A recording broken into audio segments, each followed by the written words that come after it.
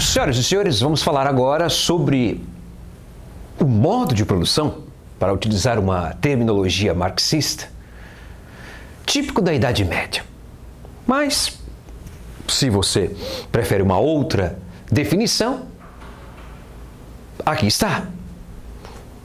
O feudalismo nada mais é do que um sistema econômico, político e social típico da Idade Média, principalmente na Europa Ocidental. Temos também algo na Europa Oriental, mas o feudalismo que vamos trabalhar aqui é o feudalismo da Europa Ocidental. Agora, por que utilizo a expressão típico? Ora, porque algumas características desse sistema econômico, político e social chamado feudalismo vão resistir à Idade Média, ou seja, a Idade Média vai terminar, vai chegar à Idade Moderna, em alguns locais vai chegar à Idade Contemporânea e algumas características do feudalismo vão resistir. Exemplos: na França, às vésperas da Revolução Francesa, de 1789, da Revolução de caráter burguês, a França ainda possuía, no final do século XVIII, em 1789, camponeses submetidos à servidão. E a servidão é uma relação de trabalho típica do feudalismo. Na Rússia, por exemplo, a Rússia só vai oficialmente abolir a servidão no final do século XIX.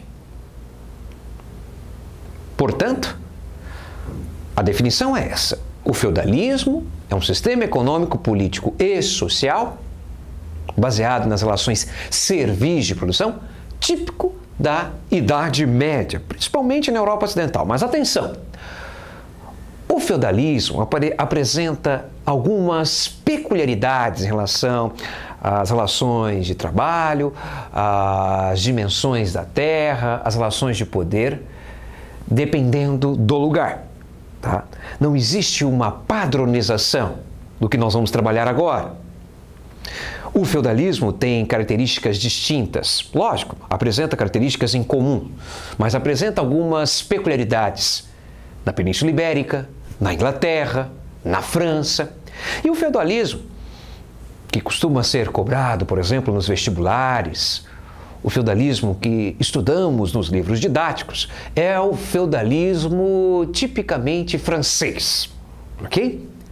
Agora, como surge esse sistema econômico, político e social, ou modo de produção, chamado feudalismo? Onde se encontram suas origens? Aqui está. Bom, faço uma ressalva. Se você quer realmente entender o que é feudalismo, procure evitar um estudo compartimentado da história. Você vai compreender mais claramente este modo de produção se você atentar para uma transição.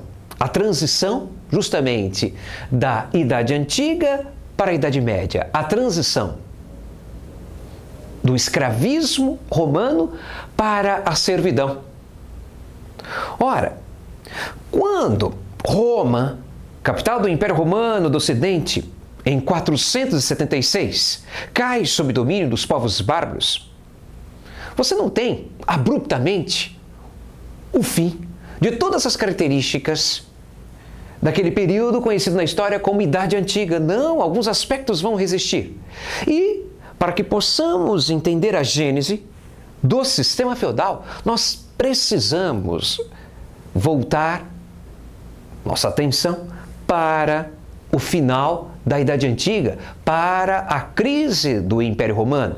Ora, o feudalismo, na verdade, ele surge como uma espécie de resposta à crise do escravismo. Lembrando que o escravismo era um modo de produção da Roma Antiga, com a diminuição das guerras de conquista, a partir da chamada Pax Romana, adotada por Otávio Augusto. Com a diminuição do número de prisioneiros de guerra e, consequentemente, do número de escravos, você tem uma crise econômica seríssima afetando o Império. Resultado: aos poucos, este modo de produção, esse sistema econômico chamado escravismo, vai cedendo espaço a novas formas ou relações de produção. Temos também as invasões bárbaras. Ora, você já deve ter ouvido falar que o mundo medieval, que o mundo feudal é um mundo tipicamente rural. De onde vem esse aspecto, essa característica, esse ruralismo? Ora, essa é uma consequência das invasões bárbaras. Com as invasões bárbaras, os ostrogodos, os visigodos, vândalos, anglos, saxões, hunos. Ora, com essas invasões, as cidades romanas vão se tornar locais inseguros. Isso, somado à crise econômica, a crise do escravismo que assolava essas cidades, leva a um processo de êxodo urbano. As pessoas vão deixar as cidades e vão se estabelecer no campo, porque lá antigos plebeus vão, e ex-escravos, vão obter dos proprietários da terra proteção contra esses invasores e também um pedaço de terra para que pudessem sobreviver. Mas, em troca, deveriam oferecer metade de sua produção. Agora, uma dica: se você é um daqueles que sempre teve dúvida quanto ao que é feudalismo, como surge o feudalismo, vou dar uma dica. Imagine que o feudalismo é um prato saboroso. Agora, para que esse prato seja elaborado, você precisa de alguns ingredientes. Imagine que você tenha no recipiente esses ingredientes, os costumes romanos. Em outro recipiente, esses ingredientes, os costumes bárbaros.